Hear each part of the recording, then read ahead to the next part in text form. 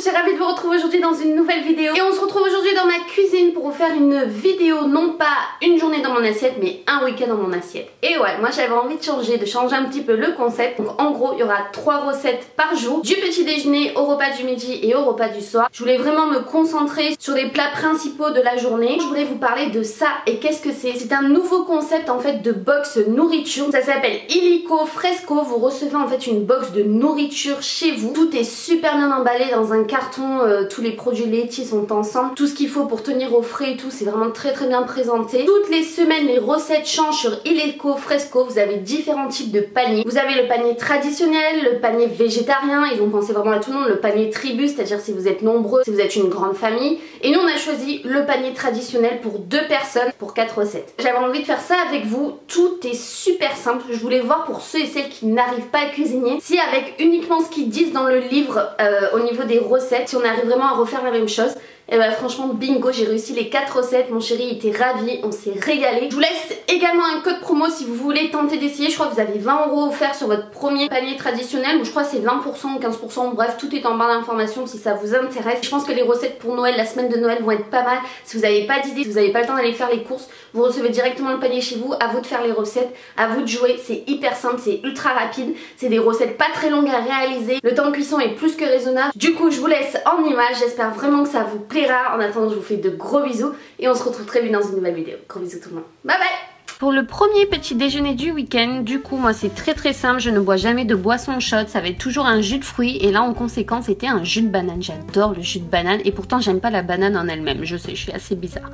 En tout cas j'ai pris du pain de campagne et j'aime bien changer mes petits déjeuners pour pas me lasser avec un petit peu de beurre, voilà 3 tartines.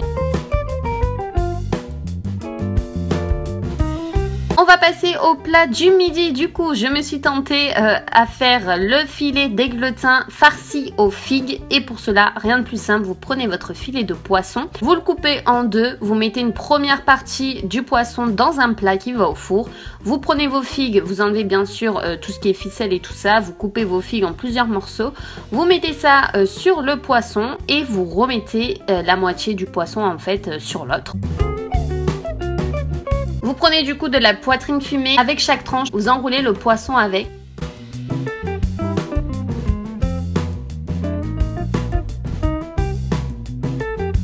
Un petit filet d'huile d'olive, du thym avec du romarin, moi j'adore ça.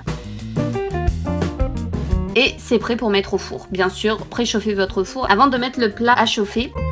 Ensuite, rien de plus simple pour faire des pommes de terre. Franchement, vous épluchez les pommes de terre, vous les coupez grosso modo en carrés, quoi. Vous faites des petits bouts.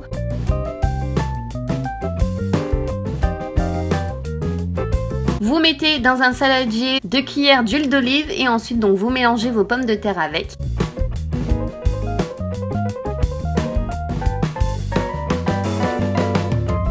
Toujours assaisonner avec sel et poivre pour donner un petit peu de goût à tout ça et j'ajoute toujours du thym et du romarin aux pommes de terre, c'est tellement bon, ça apporte ce petit goût en plus au plat.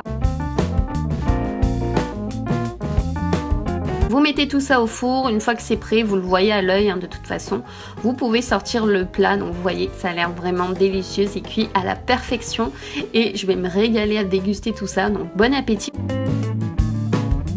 Et enfin, en dessert, une petite crème à la vanille. On passe au soir, au dîner du samedi soir. Donc j'ai choisi de faire une tourte aux épinards et au Saint-Marcelin. En lavant vos champignons, pensez à enlever le pied, au moins déjà ça sera fait. Et le reste, vous le réservez dans une assiette. Une fois que vous avez vos champignons, vous les émincez.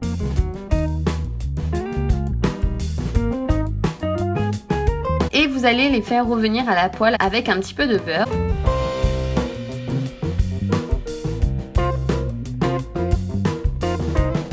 Vous les faites bien cuire et on va prendre nos épinards à cuire. Donc là, ne mettez pas tout d'un coup parce que les épinards réduisent vraiment. Donc moi, je mettais petite poignée par petite poignée. On s'amuse toujours quand on cuisine, n'est-ce pas? Sinon, c'est pas drôle. Et voilà, vous avez vu que ça a bien réduit. Donc du coup, j'ai rajouté le reste des épinards dans ma poêle. Et une fois que ça a bien réduit, donc on remue le tout. Et on va pas oublier d'enlever le jus, c'est très important, sinon il va y avoir trop d'eau dans la tourte et ça va pas être bon du tout. Là, au Saint-Marcelin, vous allez le couper en petits bouts.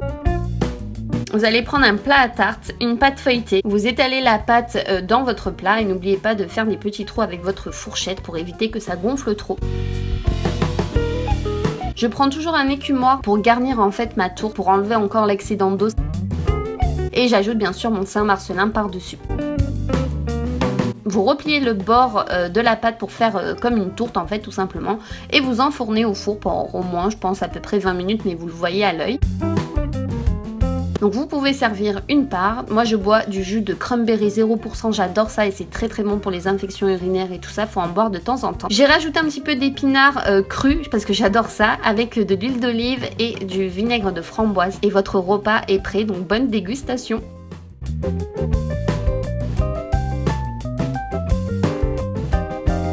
Pour le dessert, j'ai choisi des clémentines. Pour ce dimanche, donc j'ai choisi de prendre du fromage blanc 0% avec toujours mon verre de jus de fruits, jus à la banane. Et je rajoute mon petit péché mignon, des petites framboises dans mon fromage blanc qui apportera ce petit côté fruité. Place au repas du midi. Donc j'ai choisi de faire un poulet au cidre. Je fais chauffer mon eau avec du gros sel. J'épluche mes oignons et je coupe mes oignons, enfin je les émince du moins. Et attention parce que là les yeux pleurent. Prenez vos filets de poulet. N'oubliez pas bien entendu entre temps de mettre le riz à cuire. Et vous allez couper des petits morceaux de poulet. Vous allez éplucher une pomme suffit amplement pour 2 personnes. Vous allez la couper en morceaux, assez gros quand même, pas trop petits. Le riz est prêt donc n'oubliez pas de le réserver dans une casserole en enlevant l'eau, une petite noisette de beurre. Là vous allez faire revenir vos oignons, vous ajoutez vos bouts de poulet.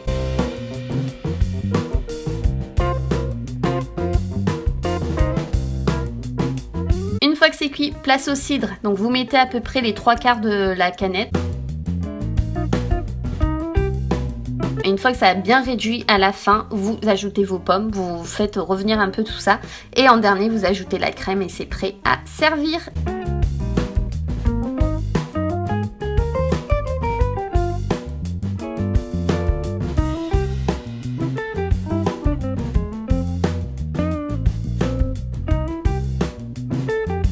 Et en dessert, une petite poire.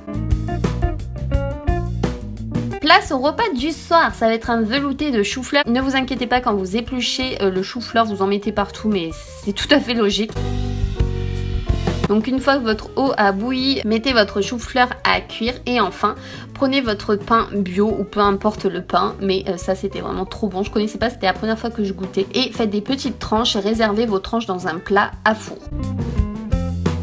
Ensuite, une fois que le chou-fleur est prêt, réservez un verre d'eau chaude de cuisson du chou-fleur. Ça nous servira en fait pour le velouter, après pour mixer le chou-fleur. Ensuite, faites revenir toujours les oignons dans une poêle avec un petit peu de sucre et de l'huile d'olive. Et dans votre mixeur ou blender, donc mettez vos chou-fleurs qui sont cuits avec l'eau de cuisson. Donc le verre que je vous disais, sinon vous allez avoir du mal en fait à mixer le tout, ça va être trop dur.